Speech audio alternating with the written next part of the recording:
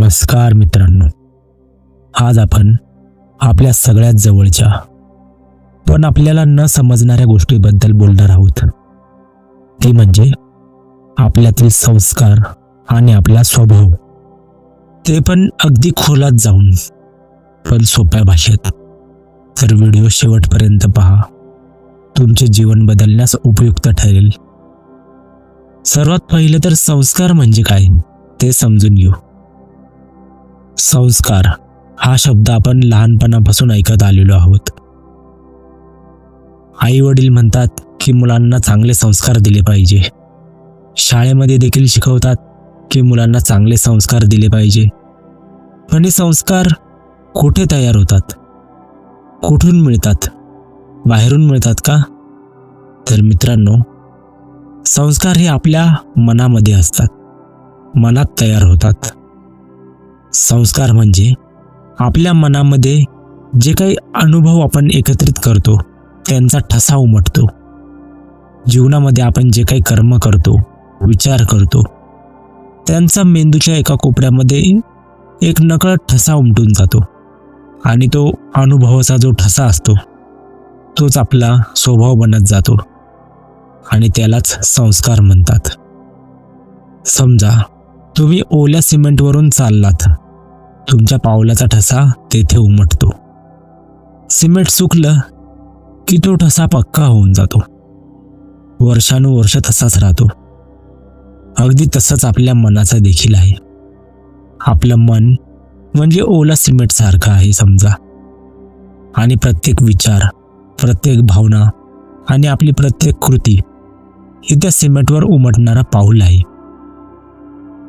भारतीय मानसशास्त्रात आणि विशेषतः बौद्ध परंपरेमध्ये असे मानले जाते की जेव्हा आपण जन्माला येतो तेव्हा कोरी पाटी घेऊन जन्माला येत नसतो. जन्माला येण्याआधीच गर्भामध्येच आपण काही संस्काराचे गाठोडे तयार करतो आणि ते संस्काराचे गाठोडे घेऊनच आपण जन्माला येतो. त्यालाच बीजरूपी संस्कार म्हणतात.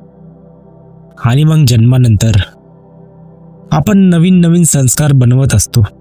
आपण जे काही वागतो, विचार करतो, कृती करतो, त्यातून नवीन नवीन संस्कार बनत जातात, घडत जातात. एक उदाहरण घ्या. एक लहान मूल आहे. त्याने कुठली तरी गोष्ट पाहिजे म्हणून खोटं बोलले पहिल्यांदा, आणि खोटं बोलल्यामुळे त्याला ती गोष्ट मिळाली.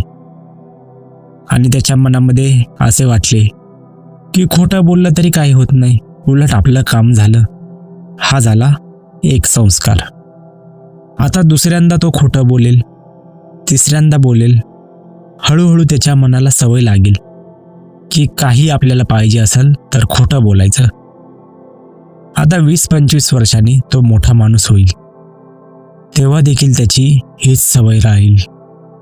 तो खोटं बोलायला लागेल आणि त्याला लोक म्हणतील की याचा स्वभावच खोटारडा आहे. खरं तर त्याचा स्वभाव खोटारडा नाही. ते त्यांनी 20-25 वर्ष जे काही खोटेपणाचे संस्कार आतमध्ये साठवून ठेवलेले आहे, ते संस्कारच त्याला तसे करण्यास भाग पाडते. हे संस्काराचे 3 प्रकार आहेत. पहिला आहे विचारांचे संस्कार. तुम्ही सतत स्वतःला काय सांगता? माझा स्वभावच असा आहे, काय करणार, माझं नशीबच असं आहे, माझ्याने हे होणार नाही, हे रोज स्वतःला सांगता. तर त्यामुळे काय होतं, आपल्या मनामध्ये नेगेटिव्ह, न्यूनगंडाचा संस्कार पक्का होतो. यालाच विचारांचा संस्कार असे म्हणतात. दुसरा आहे भावनाचा संस्कार. छोट्या छोट्या गोष्टींवर रागवायची सवय लागली की क्रोधाचे संस्कार बनत जातात. आपण जेव्हा छोट्या छोट्या गोष्टींवर प्रतिक्रिया देतो, रिॲक्ट करतो, तर ती रिॲक्ट करण्याची आपल्या मनाला सवय लागते. यालाच भावनिक संस्कार म्हणतात. तिसरा आहे कृतीचे संस्कार. रोज सकाळी उठून व्यायाम केला की आरोग्याचे संस्कार बनतात. रोज दारू प्यायली की व्यसनांचे संस्कार बनतात. थोडक्यात काय, तर संस्कार म्हणजे पुनरावृत्तीतून तयार झालेली मानसिक सवय असते. आपण स्वतः हे संस्कार बनवतो आणि आपण म्हणतो, काय करू, माझा स्वभावच असा झाला आहे. मित्रांनो, पण तो तुमचा स्वभाव हा तुम्हीच घडवलेला असतो. तो तुम्हीच बदलू शकता. संस्काराचे मूळ 3 ठिकाणी दडलेले आहे. पहिलं मूळ आहे अज्ञानात. मला माहीतच नाही की मी काय करतोय आणि त्याचा परिणाम काय होतोय. हे पहिलं मूळ. दुसरं मूळ आहे आसक्ती. मला ही गोष्ट हवी आहे असा अट्टहास धरणे. आणि तिसरं मूळ आहे द्वेषात. मला ही गोष्ट अजिबात नको आहे, त्याचा तिरस्कार करणे. अज्ञान, आसक्ती, द्वेष या 3 खांबावरच संस्काराची इमारत उभी राहते. संस्काराचं स्वरूप हे एखाद्या वाऱ्यासारखं आहे. वारा दिसत नाही, पण झाडाची पानं हलली की आपल्याला समजतं वारा आला आहे. संस्कार दिसत नाही, पण तुम्ही परिस्थितीला ठराविक पद्धतीने रिॲक्ट केलं की कळतं आतमध्ये संस्कार आहे. संस्कार म्हणजे तुमच्या मनाची ऑटो पायलट सिस्टीम आहे. विमानामध्ये पायलटने ऑटो पायलटवर विमान उडवण्यास सुरुवात केली तर विमान आपोआप उडत राहतं. तसंच मनामध्ये एकदा संस्कार पक्का झाला की तुम्ही विचार न करता ऑटोमॅटिकली तसंच वागता. भगवान बुद्धांनी संस्काराचे 3 मुख्य प्रकार सांगितलेले आहे आणि हे प्रकार संस्काराच्या तीव्रतेनुसार पडतात. पहिला प्रकार पडतो पाण्यावरच्या रेषेसारखा. समजा तुम्ही पाण्यामध्ये नाव चालवत आहात, तर नाव चालवताना तुम्ही पाणी मागे लोटता. पाणी मागे लोटताना पाण्यावरती एक रेष उमटते. ती किती सेकंदासाठी असते? काही क्षणासाठीच असते. तसंच हा जो संस्कार असतो हा काही क्षणांसाठी येतो आणि निघून जातो. तसंच दुसरा उदाहरण पहा. तुम्ही समुद्र किनाऱ्यावर ओल्या वाळूवर चालता. त्या ओल्या वाळूवर तुमच्या पावलांचे ठसे उमटतात, पण पाण्याची एक लाट येते आणि वाळूला पुन्हा सपाट करून जाते. काही लोकांचे संस्कार हे असेच असतात. राग आला, 10 सेकंद थांबतो आणि 10 सेकंदांनी आपोआप निघून जातो. कोणी काही बोललं, एका कानाने ऐकतात, दुसऱ्या कानाने सोडून देतात. मनावर काही ओझच राहत नाही. संत लोकांचे, अरहंत लोकांचे संस्कार हे असे असतात.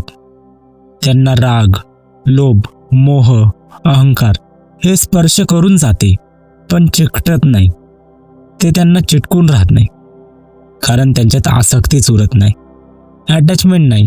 घटना घडली आणि संपली, बस. दुसरा प्रकार आहे मातीवरील रेषेसारखा. ओल्या मातीवर काठीने एक रेष काढा. ती रेष किती वेळ राहते?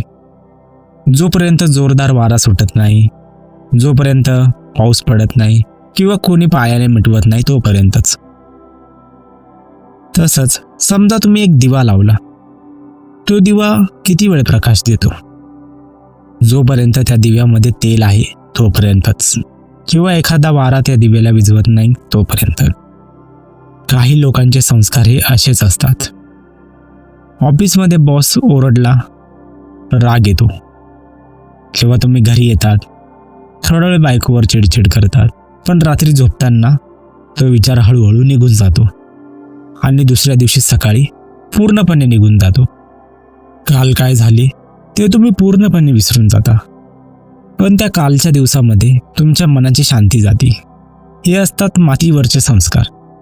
हे थोडा वेळ येतात, थोडा वेळ थांबतात आणि निघून जातात. हे धरून ठेवले तर दुःख देतात, सोडून दिले तर आपोआप मिटतात. प्रॉब्लेम असा आहे की आपण ते संस्कार सोडत नाही, आवळून धरतो, पकडून धरतो.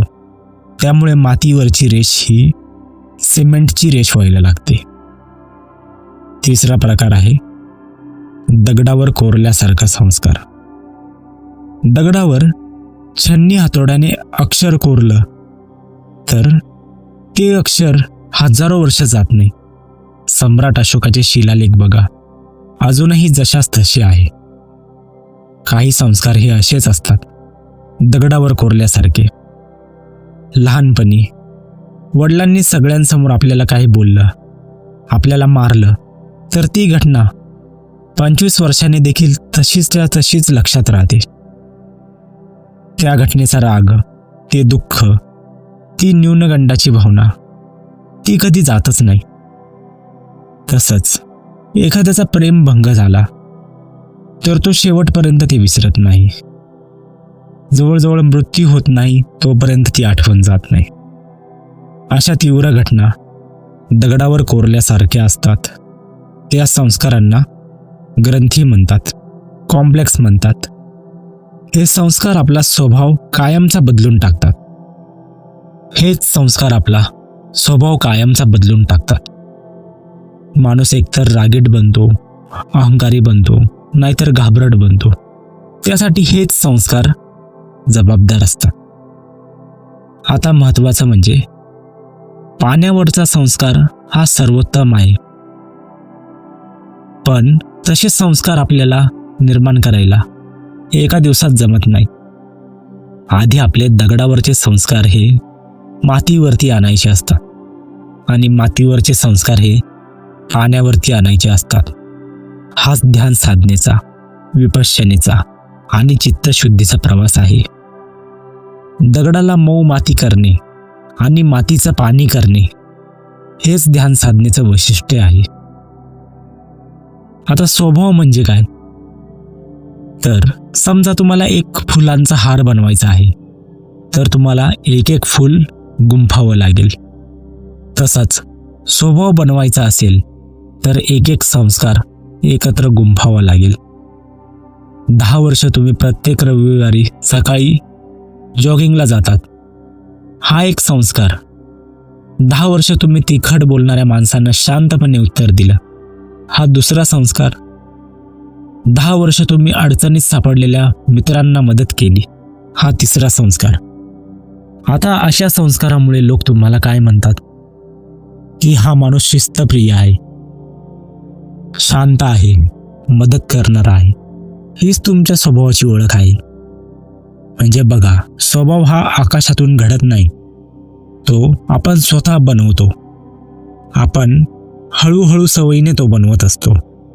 समजा 2 सख्खे भाऊ आहे, एकाच घरात वाढलेले, एकाच शाळेत शिकलेले, एकच क्लास लावलेले, तरी त्यांचे स्वभाव पूर्णपणे वेगळे असतात. एक शांत असतो, एक तापट असतो, एक भित्रा असतो, एक धाडसी असतो. असे का? तर कारण प्रत्येकाने वेगवेगळे संस्कार गोळा केलेले असतात मनामध्ये. एकाने लहानपणी मार खाल्ला तरी गप्प बसण्याचा संस्कार निर्माण केला, दुसऱ्याने मार खाल्ला की परत मारण्याचा संस्कार मनात निर्माण केला. त्यामुळे आयुष्यभर एक जण शरण जाणारा झाला आणि दुसरा लढणारा झाला. लोक म्हणतात की हा बर्थ स्वभाव आहे. तर मित्रांनो, हा बर्थ स्वभाव नसतो, हा घडवलेला स्वभाव असतो. हा स्वभाव आपण लहानपणापासून सवयीमुळे घडवतो. लहानपणापासून आपल्या मनावर वेगवेगळे विचारांचे, वेगवेगळ्या कृतींचे संस्कार घडत जातात आणि हे घडणारे संस्कार आपला स्वभाव घडवतात. एका इंग्रजी लेखकाने खूप सुंदर वाक्य म्हटले, watch your thoughts, they become words. Watch your words, they become actions. Watch your actions, they become habits. Watch your habits, they become your character. आणि कॅरेक्टर म्हणजेच स्वभाव. विचारांचे शब्दात रूपांतर होते, शब्दांचे कृतीत रूपांतर होते आणि कृतीची सवय लागते आणि ही सवयच आपला संस्कार बनते. आणि संस्काराचा समूह म्हणजेच आपला स्वभाव असतो. म्हणून जर तुम्हाला स्वभाव बदलायचा असेल तर शेवटापासून सुरुवात करू नका. थेट स्वभाव बदलत नाही. सुरुवात करा विचारांपासून, छोट्या छोट्या गोष्टींपासून. कारण विचार हा संस्काराचा कच्चा माल आहे. आता तुम्हाला हे तर समजलं संस्कार म्हणजे काय, तो स्वभाव कसा घडवतो. पण तो मेंदूमध्ये तयार कसा होतो, त्याची प्रक्रिया काय आहे ते जाणून घेऊ. आपल्या डोक्यामध्ये मेंदू आहे, त्यात अनेक न्यूरॉन्स आहे. आता हे न्यूरॉन्स कसे काम करतात, तर एक न्यूरॉन्स दुसऱ्या न्यूरॉनला इलेक्ट्रिकल सिग्नल पाठवतो, तो दुसरा न्यूरॉन तिसऱ्याला इलेक्ट्रिकल सिग्नल पाठवतो. जेव्हा आपल्या मनात एखादा विचार उत्पन्न होतो किंवा एखादी कृती करायची राहते, तर ती कृती घडण्याआधी मेंदूमध्ये ह्या न्यूरॉन्सची हालचाल होते. ही हालचाल इलेक्ट्रिकल सिग्नलच्या माध्यमातून होते. एक न्यूरॉन दुसऱ्या न्यूरॉनला इलेक्ट्रिकल सिग्नल पाठवतो, दुसरा तिसऱ्याला, तिसरा चौथ्याला. ही एक साखळी तयार होते. आता जेव्हा आपण खोटं बोलतो, तर खोटं बोलताना काय होतं, तर खोटं बोलताना एक न्यूरॉन दुसऱ्या न्यूरॉनला संदेश पाठवतो खोटं बोलण्यासाठी, दुसरा न्यूरॉन तिसऱ्या न्यूरॉनला संदेश पाठवतो खोटं बोलण्यासाठी. समजा ए न्यूरॉन, बी न्यूरॉन आणि सी न्यूरॉन यांनी एकमेकांना संदेश पाठवला खोटं बोलण्यासाठी, पण त्यांच्यामधली जी इलेक्ट्रिकल जोडणी होती, इलेक्ट्रिकमध्ये सिग्नल पाठवत होते, ते पहिल्यांदा पाठवत आहे, तर तो इलेक्ट्रिकल सिग्नल पाठवून मध्ये गॅप निर्माण होईल. मेसेज जाईल, पण थोडासा उशिरा जाईल. आता दुसऱ्या दिवशी पुन्हा खोटं बोलायचं असेल, तर परत ते ABC न्यूरॉन्स ॲक्टिव्ह होतील आणि मेंदूला वाटेल की हे काम रोजच करायचं आहे, तर तिथे काही प्रोटीन ॲड होतील आणि ते प्रोटीन लवकर संदेश पाठवण्याचा प्रयत्न करेल. म्हणजेच तिथे त्या न्यूरॉनच्या दोन न्यूरॉनच्या मध्ये सिमेंट लावल्यासारखं झालं. त्यांची जोडणी थोडी पक्की व्हायला लागते. आता तिसऱ्यांदा चौथ्यांदा जेव्हा तुम्ही खोटं बोलायला लागता, तेव्हा ती जोडणी आणखी पक्की होते. आता जोडणी थोडी पक्की झाली. तिसऱ्यांदा, चौथ्यांदा, पाचव्यांदा जेव्हा तुम्ही खोटं बोलाल, तेव्हा ती जोडणी आणखी पक्की होत जाईल. तेथे पूर्वी फक्त एक इलेक्ट्रिकल सिग्नल जात होता, आता तेथे वायर बनली आहे. त्यामुळे जी खोटं बोलण्याची प्रक्रिया आहे ती खूप तीव्रतेने होते. मनात विचार आला खोटं बोलण्याचा, तर ABC न्यूरॉन सुपरफास्ट कनेक्ट होऊन जातात आणि एका सेकंदाच्या आत खोटं तोंडाच्या बाहेर निघून जातं. तुम्हाला विचार करायला देखील वेळ मिळत नाही. यालाच आपण म्हणतो नकळत खोटं बोललं. आपल्याला कळतही नाही काय झालं. मेंदूने सुपर हायवे बांधून ठेवलेला असतो. ते जे काही न्यूरॉन्स आहेत ते एवढे एकमेकांना चिटकलेले असतात की त्यांच्यामध्ये एक सुपर हायवे तयार होतो. तुमची गाडी त्या सुपरफास्ट हायवेवरून जोरदार पळवली जाते. व्यसनाचं, रागाचं, खोटं बोलण्याचं हे सर्व याच गोष्टीमुळे घडतं.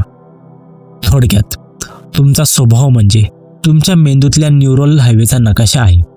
जिकडे तिकडे मेंदूमध्ये तुम्ही इलेक्ट्रिक हायवे बनवून ठेवलेले आहे. जिथे पूर्वी फक्त इलेक्ट्रिक सिग्नल पाठवायचे, तिथे मोठमोठे हायवे तयार झाले आहे. तिकडे तुमची गाडी आपोआप वळते. नवीन हायवे बांधायचा असेल तर जुन्या हायवेवरून जाणे बंद करावे लागेल आणि कच्च्या रस्त्यावरून रोज जावं लागेल. त्रास होईल, वेळ लागेल, पण हळूहळू कच्च्या रस्त्याचं देखील काही काळाने हायवे तयार होऊनच जातो. लहानपणी चटका बसलेला माणूस मोठेपणीही फटाक्याला घाबरतो, कारण मेंदूमध्ये भीतीचा हायवे चालू होतो. लहानपणी गावाला गेलात, आंब्याच्या झाडाला बांधलेल्या झोक्यावर तुम्ही झुललात, तेव्हा मेंदूमध्ये आनंदाचा हायवे तयार होतो. आंब्याचा वास, झोपाळ्याचा आवाज, वाऱ्याची झुळूक हे सगळं त्या हायवेशी कनेक्ट झालं. आज 35व्या वर्षी कुठे आंब्याचा सुगंध आला की एकदम मन प्रसन्न होतं, कारण जुना आनंदाचा ठसा, जो जुना आनंदाचा हायवे मनामध्ये आहे तो पुन्हा जागृत होतो. म्हणजे मनावरचा ठसा दुसरं तिसरं काही नसून मेंदूतल्या वायरिंगचा आणि शरीरातल्या केमिस्ट्रीचा एकत्रित अनुभव आहे. मेंदूमधील न्यूरॉनच्या वायरिंग बदला, तुमच्या मनावरचा ठसा बदलेल आणि मनावरचा ठसा बदलला की तुमचा स्वभाव बदलेल. आजकालचे आधुनिक विज्ञान 3 गोष्टी ठामपणे सांगतं. पहिलं म्हणजे मेंदू आयुष्यभर बदलू शकतो. आपण नवीन सवयी लावून घेऊ शकतो, जुन्या सवयी सोडू शकतो. म्हणजे मेंदूतली जी वायरिंग आहे ती आपण बदलू शकतो. मेंदूतले जे न्यूट्रॉन्स आहे ते आपण बदलू शकतो. दुसरा म्हणजे ध्यान आणि जागरूकतेचा सराव केला की मेंदूची रचना बदलण्यास मदत होते. राग, भीती यांचा जो मेंदूमध्ये भाग आहे तो लहान होतो. शांतता आणि निर्णय घेण्याची क्षमता ही वाढते. तिसरा शोध म्हणजे आपला स्वभाव हा फिक्स नाही, तो मेंदूतल्या कनेक्शनचा परिणाम आहे. आपण जर मेंदूतील कनेक्शन्स बदलले की आपला स्वभाव बदलतो. सायन्स म्हणतं की तुम्ही तुमच्या मेंदूचे आर्किटेक्चर आहात. तुम्हाला हवा तसा मेंदू तुम्ही घडवू शकतात. स्वभाव आणि संस्कार यांचा वापर करून आपण जीवनात कसा बदल आणायचा? सगळ्यात आधी स्वतःचा अभ्यास करा. तुमचे कोणते संस्कार तुम्हाला त्रास देता? तुम्हाला लवकर राग येतो का? उगाचच तुम्ही काळजी करतात का? तुम्ही आळस करतात का? किंवा तुम्हाला कसले व्यसन आहे का? हे आधी ट्रिगर होतं का ते पहा. तुमचा ट्रिगर पॉईंट पहा की तुम्हाला कुठल्या गोष्टीचा संस्कार जास्त घट्ट झालेला आहे. आता ट्रिगर लक्षात आला की तुमचा जुना हायवे आपोआप सुरू होतो. आता जेव्हा पण ट्रिगर लक्षात येईल आणि तुमचा जुना हायवे सुरू होईल तेव्हा त्या क्षणी त्याला इंटरप्ट करा, ब्रेक मारा. तर कसा? एक दीर्घ श्वास घ्या, जागा बदला, उठून चालायला लागा, पाणी प्या, काहीतरी करा. त्या ऑटोमॅटिक रिॲक्शनला 1 सेकंद का होईना थांबवण्याचा प्रयत्न करा. ही 1 सेकंदाची पॉज म्हणजे तुमचं स्वातंत्र्य आहे. ह्या पॉजमध्ये तुम्ही तुमचे मालक बनता. पॉज नाही घेतला तर संस्कार तुमचा मालक बनतो आणि जर पॉज घेतला तर तुम्ही संस्काराचे मालक बनता. बुद्धांनी यालाच सती म्हटलं, म्हणजेच स्मृती. जुना हायवे बंद केला, पण गाडी तर कुठेतरी जाणारच, म्हणून त्यासाठी नवीन हायवे बांधावा लागेल. एखाद्या वेळेस भांडण झालं, राग आला की काही लोक सिगरेट पितात. तर सिगरेटऐवजी 2-3 ग्लास पाणी प्या, बाहेर फिरायला जा. टेन्शन आलं की मोबाईल पाहण्याऐवजी 10 वेळा दीर्घ श्वास घ्या, उठून उभे राहा. कंटाळा आला की झोपण्याऐवजी वॉकला जा, गाडीवर कुठेतरी फिरायला जा, दुकानात जा, कोणाशी तरी गप्पा मारा. सुरुवातीला जबरदस्ती वाटेल, कारण हा रस्ता कच्चा आहे. जेव्हा आपण नवीन रस्ता बनवतो, म्हणजेच मेंदूमध्ये जे काही न्यूरॉन्स आहे त्यांना नवीन सवयी लावण्याचा प्रयत्न करतो, तेव्हा त्यांच्यामध्ये जे सिग्नल्स आहे ते खूप वीक असतात. पण तीच गोष्ट जर रोज रोज केली तर ते वीक सिग्नल पक्के व्हायला लागतात. तिथे सिमेंट भरायला लागतं आणि त्याचा एक हायवे तयार होतो. आणि तुम्ही जुन्या रस्त्यावरून जाणे सोडता, म्हणजेच मेंदूमध्ये जे काही न्यूरॉन्स आहे जोडलेले ते तुम्ही जास्त यूज करत नाही, तर तो रस्ता हळूहळू कच्चा व्हायला लागतो. त्या 2 न्यूरॉन्समध्ये जी काही जोडणी झालेली आहे ती हळूहळू तुटायला लागते. म्हणजेच तुमची जुनी वृत्ती बदलायला लागते आणि नवीन सुरू व्हायला लागते. हे जे न्यूरॉन्स आहे तेच आपला स्वभाव घडवण्यास कारणीभूत असतात. जेव्हा आपण नवीन सवयी लावतो तेव्हा सुरुवातीला त्रास होईल. ते न्यूरॉन्स पटकन एकमेकांना जोडणार नाही. पण जेव्हा तुम्ही रोज रोज तीच गोष्ट कराल, ध्यान साधना रोज कराल, कुठली गोष्ट तुम्ही रोज कराल, तर मेंदूतील ते न्यूरॉन्स एकमेकांना जोडण्याचा प्रयत्न करत राहतील. आणि जुने विचार, तुम्ही राग जास्त केला नाही, तुम्ही रागाची सवय बोलण्याचा प्रयत्न केला, तर ते रागाचे जे काही न्यूरॉन्स आहे ते हळूहळू वीक व्हायला लागतील. त्यांच्यातील हळूहळू संपर्क तुटायला लागेल आणि ध्यान साधनेद्वारे ही क्रिया लवकर शक्य होते. ध्यान साधनेद्वारे तुम्ही मेंदूतील न्यूरॉन्स बदलू शकतात. शेवटी एवढंच सांगतो, तुमचा स्वभाव हा तुमचा शत्रू नाही, तर तो तुमचा नौकर आहे. पण आपण त्याला मालक बनवून ठेवलेला आहे. ध्यान साधना, विपश्यना यांसारख्या गोष्टी जर तुम्ही केल्या तर तुम्ही तुमचा स्वभाव, तुमच्या मेंदूतील वायरिंग बदलू शकतात. ध्यान, जागरूकता आणि यामध्ये सातत्य ठेवणं खूप महत्त्वाचं आहे. या 3 चाव्यांनी तुम्ही परत मालक बनू शकता मनाचे. आणि ज्या दिवशी तुम्ही मालक बनता त्या दिवशी तुम्हाला कळतं की मी रागीट नाही, माझ्यात रागाचा संस्कार होता. मी भित्रा नाही, माझ्यात भीतीचा संस्कार होता. मी आणि माझे संस्कार वेगवेगळे आहेत. मी माझे संस्कार बदलून माझा स्वभाव बदलू शकतो. हे वेगळेपणे कळणं म्हणजेच मुक्तीची सुरुवात आहे. तर यासाठी आजपासूनच सुरुवात करा. एक संस्कार निवडा, एक ट्रिगर ओळखा आणि त्यामध्ये एक पॉज घ्या आणि नवीन काहीतरी प्रतिक्रिया द्या. जुनी प्रतिक्रिया नका देऊ. जसं राग आला तर राग व्यक्त करण्यापेक्षा दुसरीकडे मन वळवा, दुसरी काही गोष्ट करा. म्हणजे तिथे पॉज घेऊन दुसरी गोष्ट करा. 20-30 दिवसांनी तुम्हाला थोडाफार बदल जाणवेल आणि तुम्ही ध्यान साधनेद्वारे आणखी खोलात गेलात तर तुम्हाला ही वायरिंग कशा प्रकारे काम करते, कशा प्रकारे बदलते हे देखील हळूहळू समजायला लागेल. यासाठी ध्यान करा, तटस्थ राहा, साक्षी भावाने आपल्या विचारांकडे, आपल्या सवयींकडे, आपल्या मेंदूकडे साक्षी भावाने पहा. धन्यवाद.